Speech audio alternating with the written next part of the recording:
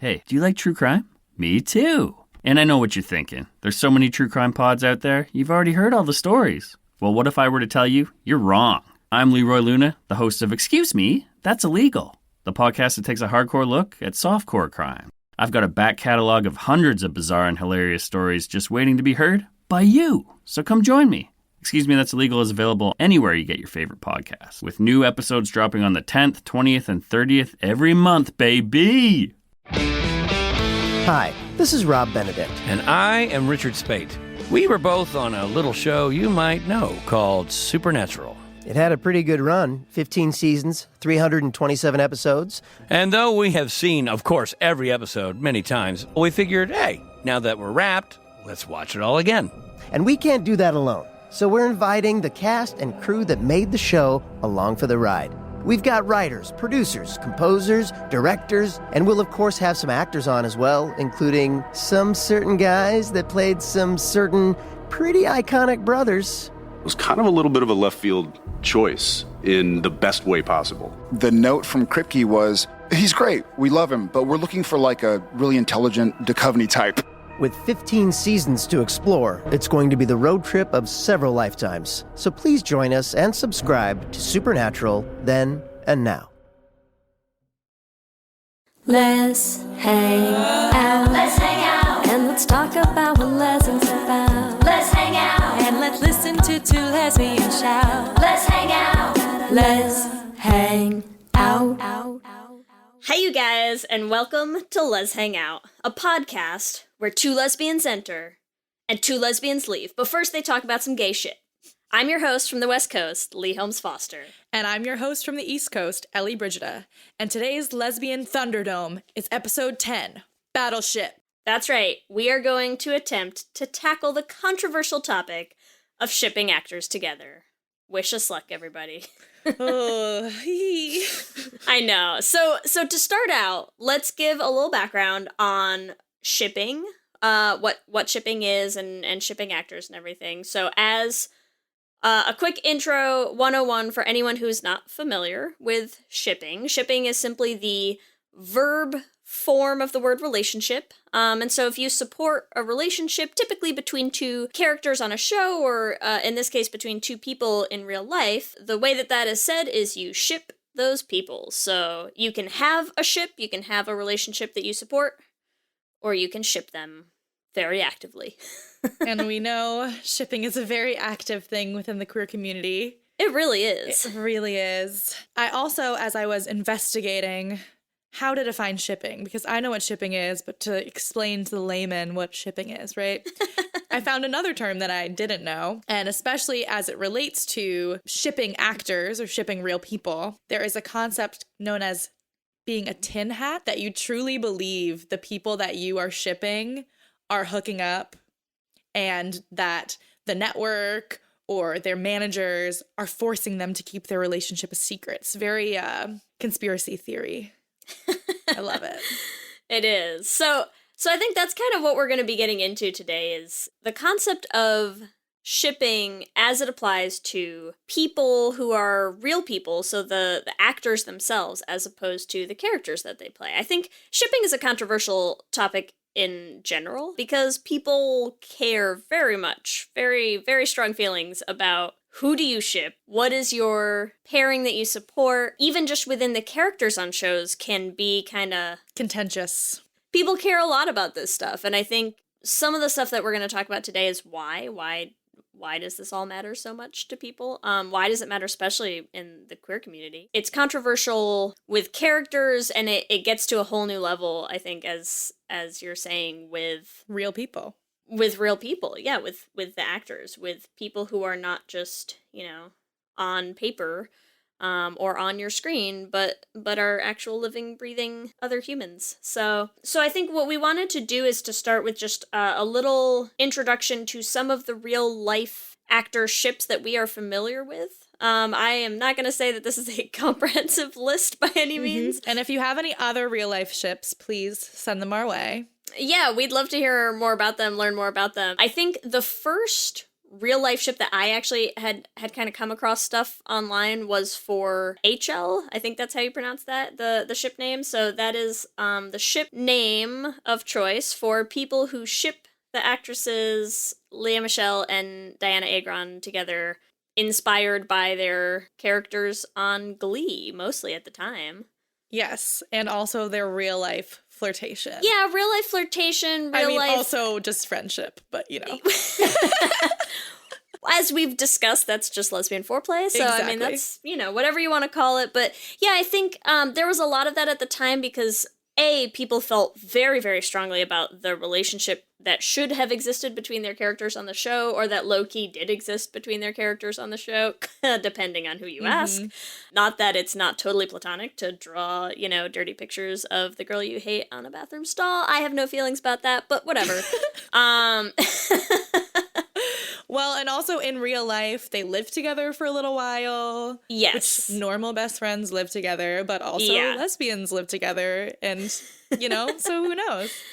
And I think they were aware of people who shipped their characters together on the show, and there were, things where they kind of played that up on live tours and things like that. So that was what I would say is my first introduction to this concept existing, to people, deciding that this was a thing and then feeling very strongly that it was a thing.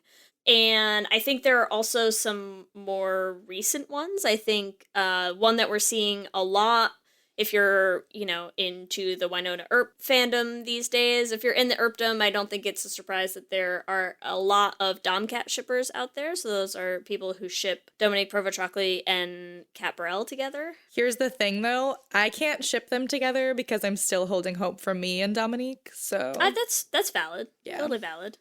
That's one that I know I've seen. I've also seen Nego Van Man, which is people who ship Natasha Nego Vanless and Elise Bauman together. I think again largely based on their characters and the relationship that their characters have in Carmilla, and also based on the fact that they are both queer women in real life. Yes, and they're just so cute together. And then we clearly see where I stand on these things. And then, of course, we have Masbro, a little bit less known, but Tatiana Maslany and Evelyn Brochu from Orphan Black. Yes. And Cosima and Delphine, which just is the ultimate ship. I'm pretty sure Valerie, on our episode with Valerie, that was her number one ship, right? Oh, it might have been. Is that yours? Is that your OTP? It is mine now. Cophine. Okay. Yeah, I've since really gotten into Orphan Black. After we decided we were doing this episode, I went into this YouTube spiral where I was looking up these ships and seeing what was going on. And I found so many videos that I was just like, videos of Tatiana Maslany saying that Evelyn is such a good kisser because obviously... And then this video of it's just Kat's face whenever Dom's speaking. And there's some great stuff out there if you just want to go down the lesbian rabbit hole. There's a lot of lesbian rabbit holes out there, and this is for sure one of them, and it is one that we're gonna dive down today. But I think it's also important to mention we're gonna be talking about this primarily as it relates to queer ships and queer fandoms, but that's not the only time that this shows up, right? There's straight actors who play love interests and people ship them too, right? So we, as queer people, because we want to see queer relationships in real life on the big screen, we tend to ship women with women, but there are plenty of people who ship. There are gay male ships and straight ships as well. And I think part of the controversy of this specifically comes from it. For some reason, it's more controversial when you ship straight actors in queer real life ships. That gets a very different tone, I think, than when people ship straight actors together, which happens all the time. Yes. So I think that's an important caveat as we head into this discussion, because if you haven't caught on already, we're gonna do our best to try to present both sides of this as much unbiased as we can, and our best answer to do that is to each try to represent a different camp. So Ellie will be playing the side of the totally ship actors together. Ship, baby, ship. I will be playing the slightly more, no fun adult. Don't do this. But I think our goal is to try to present both sides, Yes. and with the awareness that this is a really controversial thing in the queer community, and in a lot of fandoms, and I think more so presented controversially here than it is in a lot of straight spaces. So just keep that in mind. And our first dive into this, I think you have to start here, is why does this happen? Why do we ship actors together? Why does anyone ship real people in real life together? And there's a lot of different reasons, I think. I think a huge one, especially for queer fandoms, is that there's just less representation out there. There's fewer things to latch onto. There are fewer ships for us, right? Mm-hmm. So I think when you get into that lack of representation, it's a natural thing, I think, to search for more. And sometimes that means you search for more with non-canonical ships, so people shipping couples on shows who aren't actually together in the show. But I think that another place where that ends up is people shipping actors together when they have a lot of chemistry or interact outside of the show in ways that people Are feel loving, or might be, an indication of something else. It sounds simple, but I think it's actually something that really gets downplayed by, not to come down harsh on straight people again, but straight people. straight people. Come on. What's wrong with you? No, I think it's something that when you get into why fandoms are so important, why relationships, queer relationships, why representation is so important, which I think, Ellie and I both will go on and on and on all day about. Just nailing it all day. It matters so much. It does. Something that I've started wondering, that I haven't actually done this yet, but I'd kind of really love to do this to the next wayward straight person who, makes the mistake of asking me why queer people care so much about having queer relationships on shows, is, Autostraddle just came out with their kind of end of the year article where they do a roundup of, representation in 2017. And something that I loved about that article is it includes the number of characters. So in 2017, there were 204 lesbian, bi, or queer female characters in all English language programming. So that means, US, TV, streaming, cable, England, Australia. So all English language shows, 204. Wait, how many total characters are on these shows? 'Cause to me, that seems like relatively high number.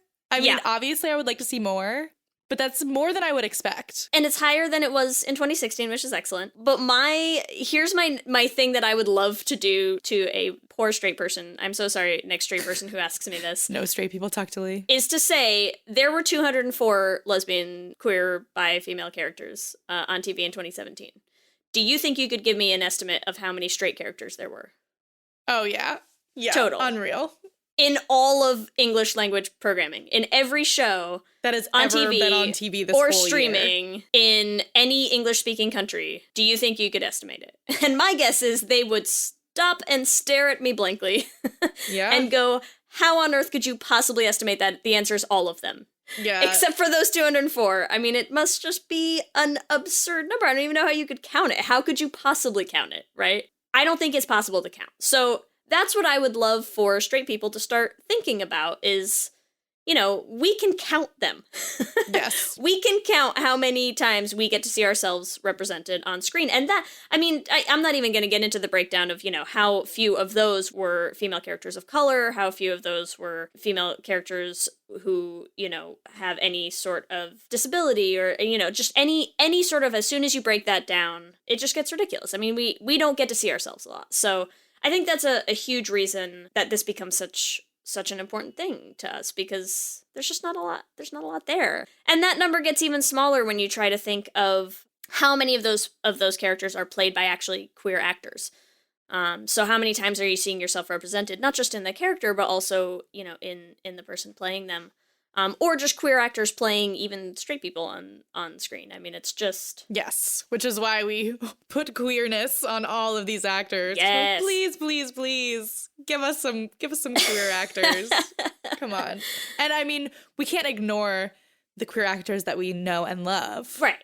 of course. They do exist. They are out there, and we love them. We love you guys. But there's a natural thing that people would want to see more and want, and, you know, hope for more, I guess. Well, and I think also with the lack of queer actors, it's like, okay, so for example, I know a lot of people are shipping Karen and Gwen from Barbell, of course.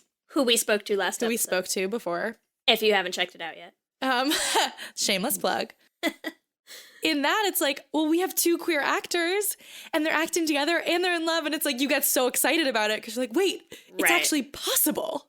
Like, yeah. And the amount of those that you have, I can count on one hand. Right. As an aside that we have to mention, because I think having Karen and Gwen from Barbell both be queer women in real life, I think having Natasha and Elise be queer women in real life. So huge shout out to Canna TV on YouTube for all the queer characters played by all the queer actors. We love it. It's amazing. But I think what we can do is transition to our next reason for why this happens so much, and which I think is probably one of the biggest ones too. Chemistry. It's also the one that appeals most to me and my studies in life. Different kind of chemistry, but you know. Different kind, but still, you know, related in some ways. Attraction, it's all in there. So I think when actors have chemistry with each other, it's kind of hard for people not to extrapolate from there, yeah? Oh, yeah. Well, I feel like it's impossible for you to have chemistry on screen and have it not off screen. And granted, that doesn't necessarily mean that you have sexual chemistry. Right. But when you see that, like, there has to be something in you that's attracted to that other person in some way. Yes. And I think we've all seen the difference between on-screen pairings where people had chemistry and people didn't. So I think this is the difference between, you know, your Jean and Sydney on Gypsy or your way hot pairings. I'm just going to say this one time, but their chemistry off screen is really a lot. Yeah, I mean, I do think it is a very friendly chemistry, but their relationship is beautiful on and off screen. No, it is. It absolutely is. I mean, I think they have, most of the people on Wynonna Earp, I think, have just really, really beautiful relationships with each other just across the board. The chemistry on screen between Nicole and Waverly is also, you know, in sharp contrast to things like we all lived through Jenny's wedding, you guys. Did we, though? You know? I don't think I made it through to the end. You didn't survive it. I did not. I mean, that's fair. It was just a dud. There was no chemistry at all. I mean, rough. It's... Even when we watched it and we were kind of saying, like, you know, did they meet that morning and then film this entire movie in a day? Like, there's just... They're supposed to be in love, and they seem like they've just never, like, they're not even, like, good roommates, you know? Yeah, like, they don't even seem like they're friends. Like, they literally don't even know each other at all. Like, come on, people. It was just kind of painful to sit through. I don't want to harsh on actresses either, and I don't necessarily know that it's a question of Alexis Bledel or Katherine Heigl can't play gay. I mean, they couldn't play gay in Jenny's wedding, for sure, but... I'd like to leave open the possibility that they could in other things if they tried again, maybe with different people. Well, Alexis Bledel did play gay in something else.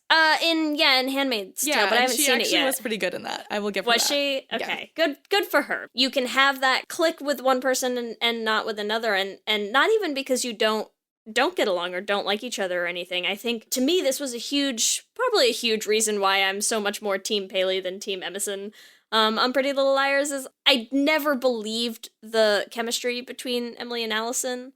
And to me, that actually always seemed more like they're just too good of friends in real life. I think the actresses are very close and very good friends in real life, and it just never really convinced me that they were into each other in that way, you know? Because I think they're not. Mm-hmm. They're not in real life. Whereas, you know, Paley, I thought had a lot more chemistry. I mean, you also just love Paley, so, you know. Shh. It happens. It's nothing. Well, it's nothing. Speaking of pairings that I love and chemistry off the freaking charts. I can't even breathe thinking about it. But Orphan Black, I already talked about it, but Cosima and Delphine, just looking at a picture of them kissing, my whole body freaks out. Like they... Don't worry, listeners. I'm going to get Ellie a paper bag to breathe into before the end of the episode. I'm like, am I okay? I'm going to ship it to Boston in the next hour. It'll be great. Thank you. Before I die. It's true. You see that chemistry on screen, and it's hard to take it and separate it from the actors. It really is when you see it so intense on screen. And I think it's something that is hard because realistically, I think straight people don't have to as much. You know, I think when we said that in the intro to this episode, I think there is something that gets a little romanticized about this tendency in straight situations. When you have hetero couplings, you know, no one really thinks it's weird. It's almost like a rom-com story that's been like highly played up because it does happen. Oh yeah, it happens all of the time. If you think about all of these heterosexual pairings, Channing Tatum and Jenna Dewan Tatum in Step Up, and everyone's like, oh, it's so romantic. Rachel McAdams and Ryan Gosling, they had this huge kiss on stage at that awards show or whatever. I don't know. And I also personally, when they broke up, I was really upset. Because I was like, but they were supposed to be together forever because they were the two people in the Notebook. And, you know, it's a thing. They're supposed to die at the same time. And talk about that rom-com fairy tale. Did you ever watch Once Upon a Time? I have not really watched the show. I've seen a lot of clips for no particular reason. Why would anyone have seen specific clips of Once Upon a Time? Yeah. Is there a particular lesbian ship in Once Upon a Time? Who's to say? I mean, not in the show for sure. But yes, I have. But the two basic, like literally fairy tale, Snow White and Prince Charming on the show, they are together in real life. And it is true. Like the media romanticizes that. Yeah. You know, oh, like the real life fairy tale actors who played love interests on screen fall in love off screen. And I think as queer people, we want to see that for ourselves as well. Yeah. Well, and I think not even romanticizes it, but almost plays up the inevitability of it sometimes, you know, where you get not just the fairy tale romance, you know, whirlwind of it, but also the situations where you have like, oh, this couple broken up because so-and-so fell for their co-star in this movie, you know, so I think Brad and Angelina. We're kind of fed this idea of like, can you really play these feelings without developing these feelings for your attractive leading co-star? I mean, I think it's something that is kind of put out there a lot. It's just sort of dished out when it's straight people, you know? Mm-hmm. But then, yes, when people do it in the queer fandom, it's like, oh, how dare you put that on other people? Right. You know? And we so rarely get the actual real story, the actual real romance, you know, the real fairy tale story to latch onto. It's not very common for us to have that. When I was thinking about this episode, I also researched this as well because I could not think of any off the top of my head. The only one that I could think of was Samira Wiley and Lauren Morelli from Orange is the New Black. But they're not both actors. Like they met on set, but they didn't have any on-screen time together, right? And when I looked it up, I feel like I need to watch this now, but apparently Tig Notaro and Stephanie Allen, I think is how you say your last name, they met on the set of In a World.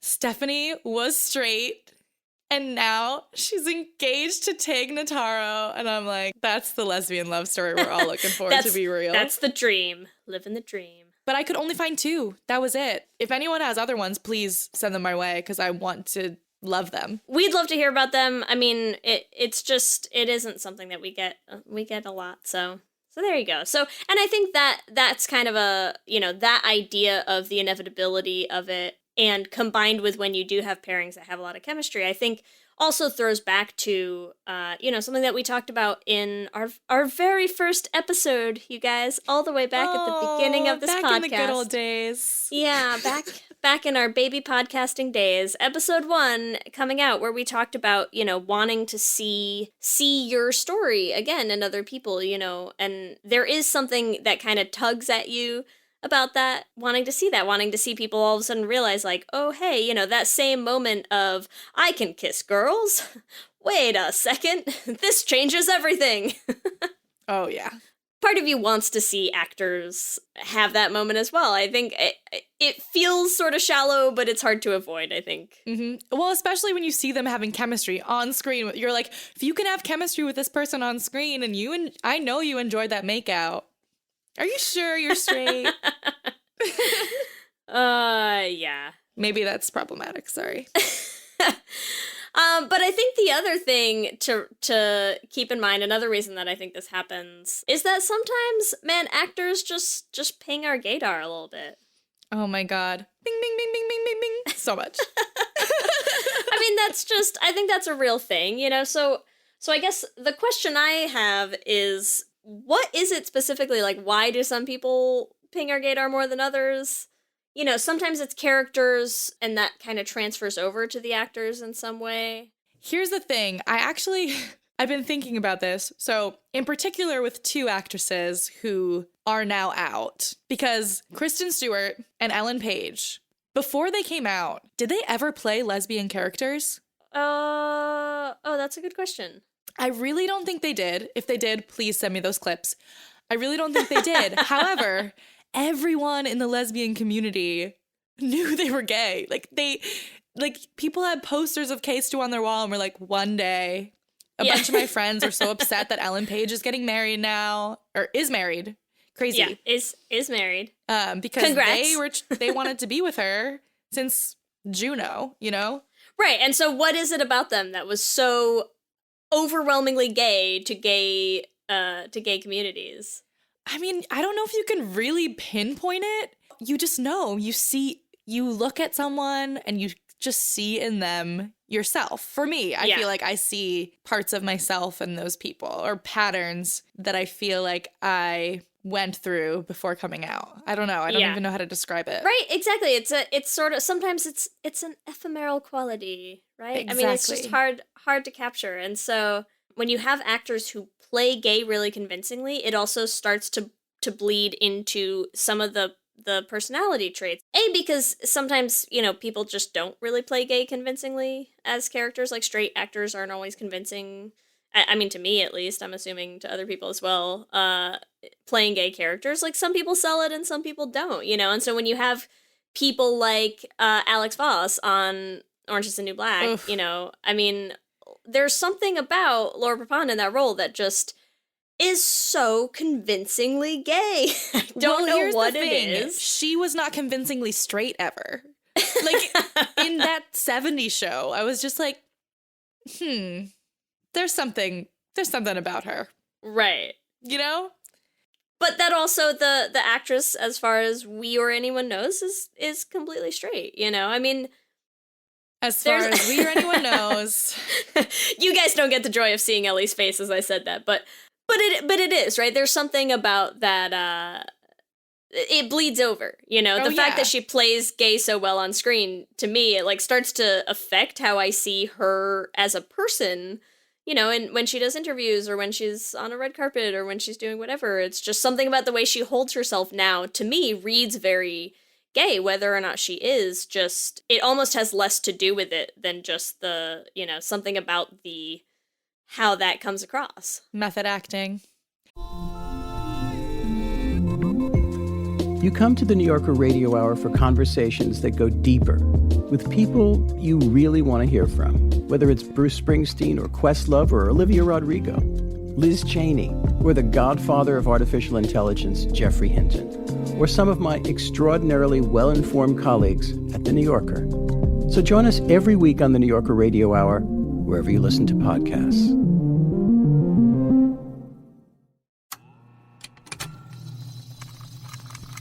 Contained herein are the heresies of Radolf Buntwine, erstwhile monk turned traveling medical investigator.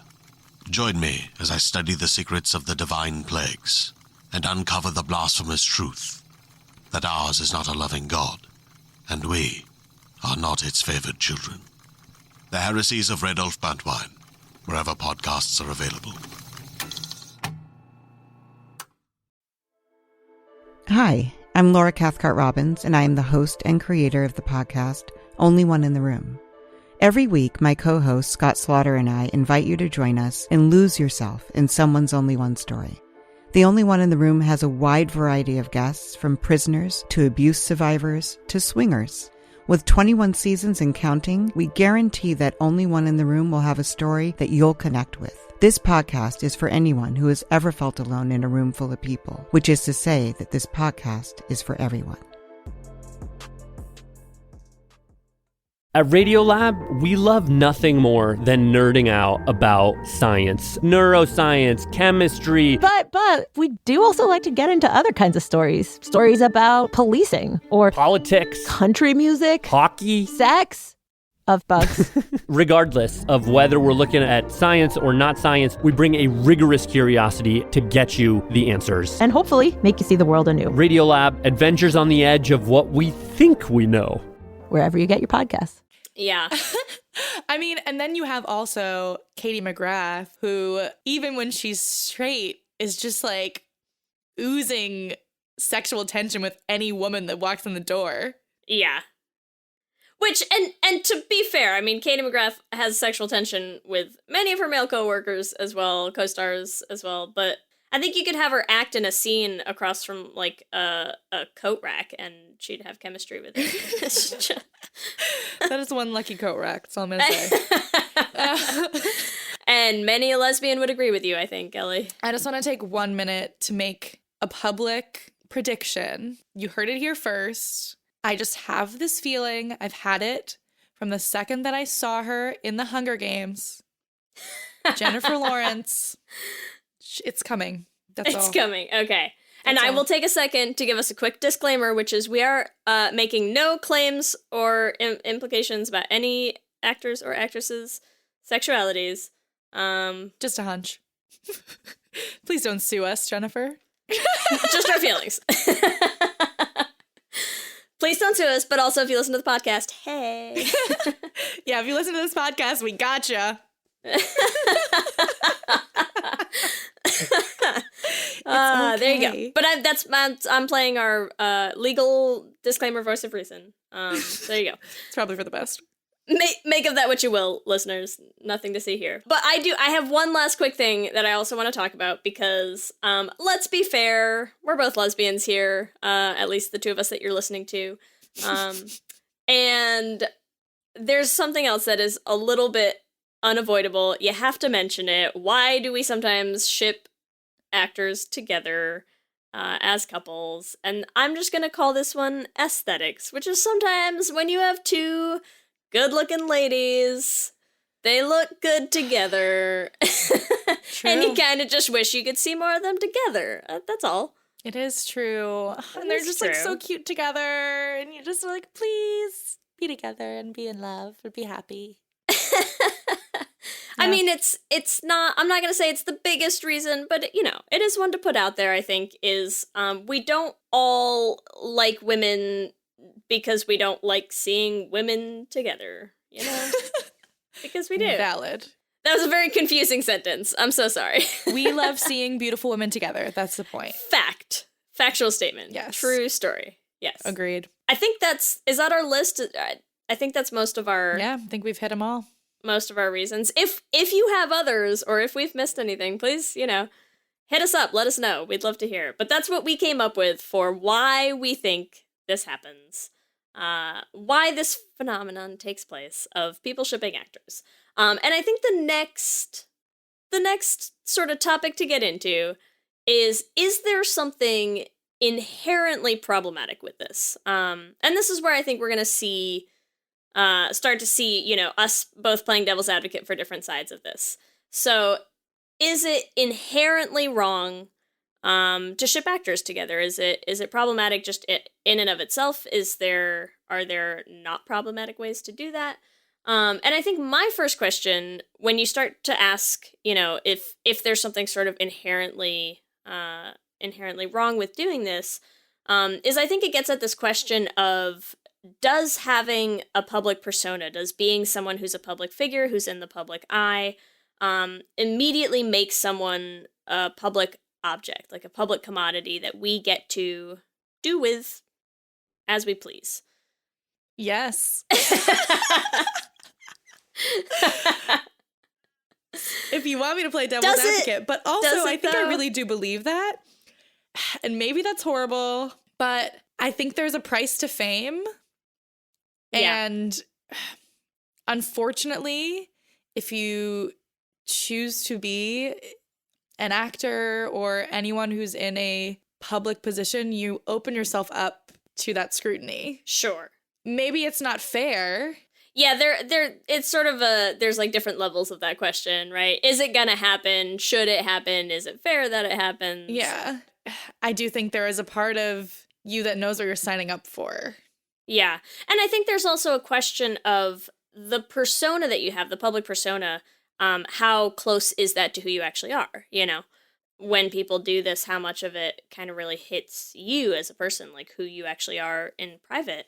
I think that's certainly a question. I think something else, the reason that you know, to be honest, I do actually kind of come down on the I think there are things that are problematic about it, even in innocuous ways. The part of this that I've always had a really hard time with when I come across people doing this online or wherever is, as queer people, and I'm saying this specifically for queer fandoms, queer communities, I think as queer people, something that always bothers me about this is that regardless of what your, you know, personal experience has been or whatever your journey has been with your sexuality and coming out and how people around you have responded to that, I think all of us at one point or another have experienced other people wanting to tell us what our sexuality should be, whether that's, you know, friends or family or strangers or society.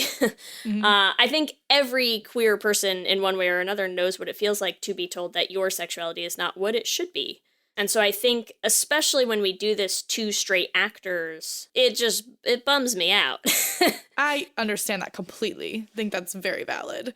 Because yes, when someone assigns you a sexuality that is not your own, it's very frustrating. And that's the part of it that I don't think I can ever really get past is I can't really get behind the idea of making other people feel like that. Like, we all know how much that sucks. Mm-hmm. It's not a good feeling, you know? And so I think that that's the part of it that I have a hard time with. And it is the only part of it that I would say is sort of inherently difficult. And I get that becomes less of a question if you are talking about, you know, people who are queer in real life. I think that's going to get into more of just a public-private debate, you know, like what is out there for consumption and for scrutiny and things like that. But I think especially when you get into deciding that straight actors should actually be gay and together in real life, that it just always kind of leaves me with like a weird taste in my mouth because I can't get past that.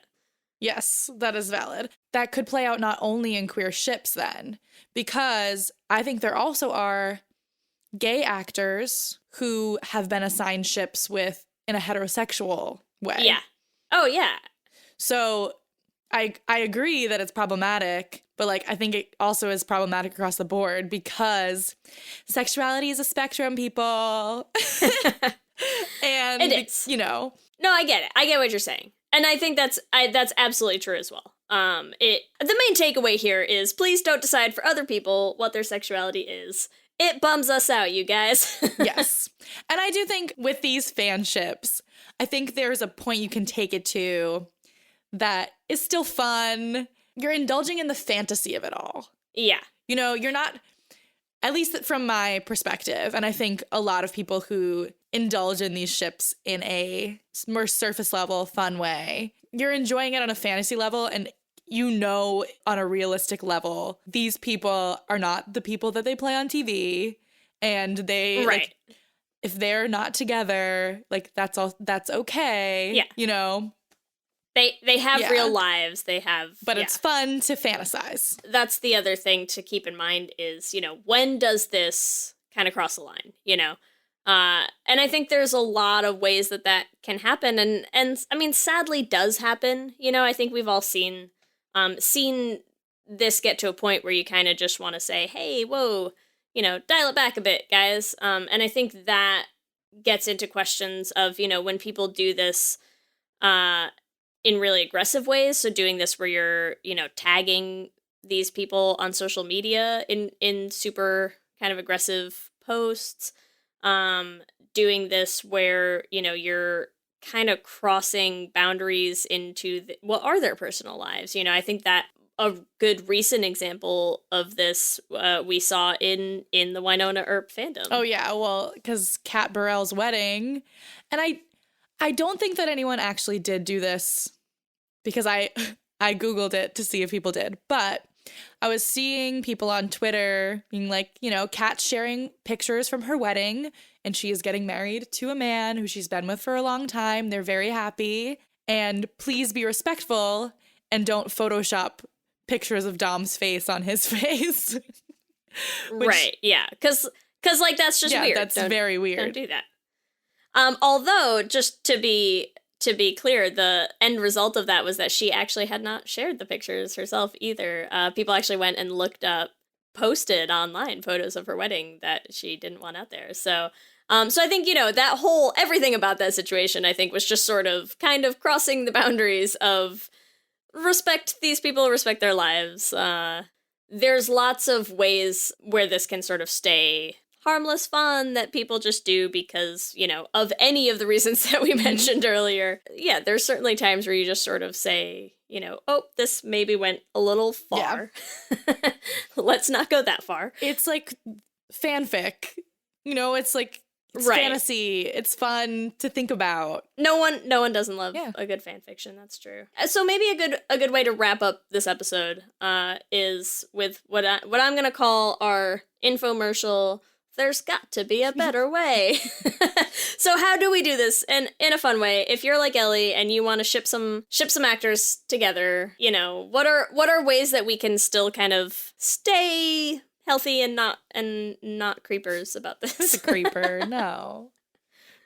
No. But I think one thing, an easy way, is just, you know, support the actors. I mean, I think whether they're gay, whether they're straight, if you have straight actors who are, you know, playing gay for pay, that's good. We need that. I mean, as much as, you know, we would love to have more queer actors and everything out there. I think still supporting people, even if they're not gay themselves in real life. They don't have to be gay. And especially those who are really active in their support of the queer community. Especially like Tatiana Maslany has been really great in supporting the LGBTQ community. Dom and Kat have been really fantastic, going to all these conventions, being really active with fans, and really valuing the queer representation that they're putting on screen. Yeah.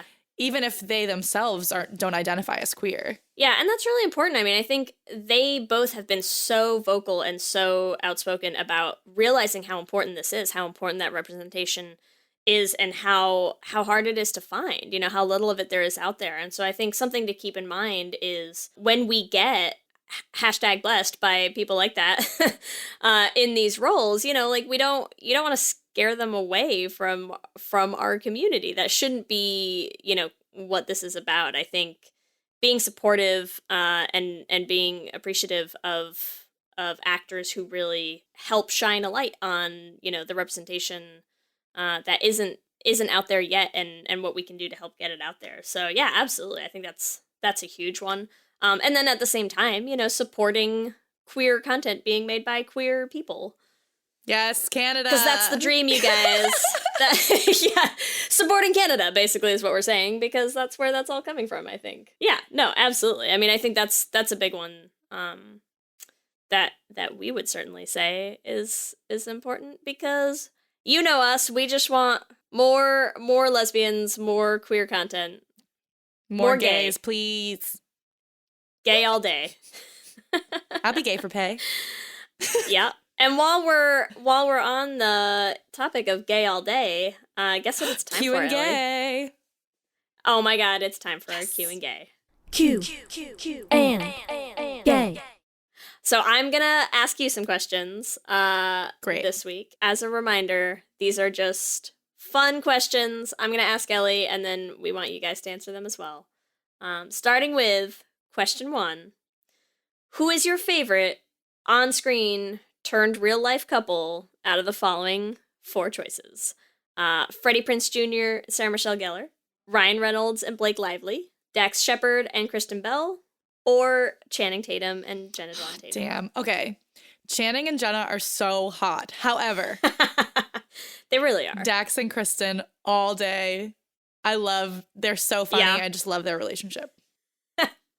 Okay, sold. Question 2. Do you have an actor pairing that you wish would transition to an in real life? Oh, good Lord.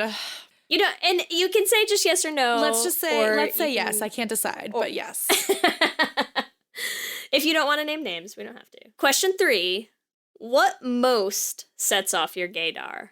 Clothes, hair, body language, or the force? Which I'm using as a catch-all for some indescribable feeling of just knowledge of interconnectedness that you can just tell. I feel like you knew that I was going to say some of these things on the episode because it's obviously the force. It's the force. The force is strong with you. It really is. Number 4. What on-screen couple do you think has the best chemistry? Out of, ready? I know this one's tough. Prepare yourself. Way Hot, Coffeen, Holstein, or Calzona? I was like, who's Calzona? I know Calzona. Okay. Who's Calzona? I'm I know kicking Calzona. off this podcast, Sorry, Ellie. I just was like the fact that it has the word calzone in it. I'm a little hungry, but it's obvious. Coffeen. I'll give you that one. I'll give you that. That's valid. Okay. Number 5, last question. Have you ever started developing feelings for someone you were acting opposite? Yes. Yes. You want me, okay, yes. Is there a story there? I like that face. Okay, so okay, I'm ready. And it was not a huge thing, but because I'm gay. But I was in high school. I was acting in a musical alongside a pretty attractive male lead, and we had to make out like on stage, and we hung out a lot, and therefore I started developing a teensy crush on him. It wasn't a huge thing, but definitely when we kissed, there was something there. Yeah. There you have it, guys. Straight Ellie. Our few and far between straight Ellie moments on this podcast. I know, I can't believe I talked about a man on this podcast. That makes me feel weird. I know, it's fine. Do you need to say Coffeen again to make you feel better? Coffeen. Okay, there you go. Oh. And remember that you at home can give us your own answers to this episode's Q&A questions on our Twitter at Let's Hang Out Pod. And you can also find us on Instagram and on Facebook at Let's Hang Out Pod. Or email us at letshangoutpod@gmail.com. And you can check out our website and you can stream episodes at our website at letshangoutpod.com. And if you like what you hear and you want to hear more of us, please, please, please rate us and review us on iTunes. It helps other people find the podcast. And we have another exciting new venture. Yeah. We have just started our Patreon. So we would love it if you could log on to the Patreon, help support us, and you'll also get access to some pretty cool perks. And we are super excited about that because it's just going to help us keep making more of this podcast. We're so thrilled that people are listening and enjoying it. And we want to bring you guys more. So this is going to help us do that. We're super psyched to get that out there. And also, if you want to just follow us individually, the best place that you can find me, Leigh Holmes Foster, is on Twitter at LSH Foster. And you can find me at LEB2792 on Instagram and Twitter. And with that, I'm Leigh. And I'm Ellie. And let's hang out again soon. Let's hang out. Ladies and gentlemen. What are you doing? What do you mean? Just keep it simple. I'm making the promo. Just keep it simple. Just say, hey, we're the Brav Bros. 2 guys that talk about Bravo. Ladies and gentlemen, boys and girls, we're the Brav Bros. No. Oh. Dude, stop with the voice. Just keep it simple. I've seen promos on TV, dude. This is how you get the fans engaged. This is how you get listeners. We're trying to get listeners here. If we just say, oh, we're 2 dudes that talk about Bravo, people are going to get tired of it already. We need some oomph. All right, then fine. Let's try to do it with your voice. Brav Bros. Good job.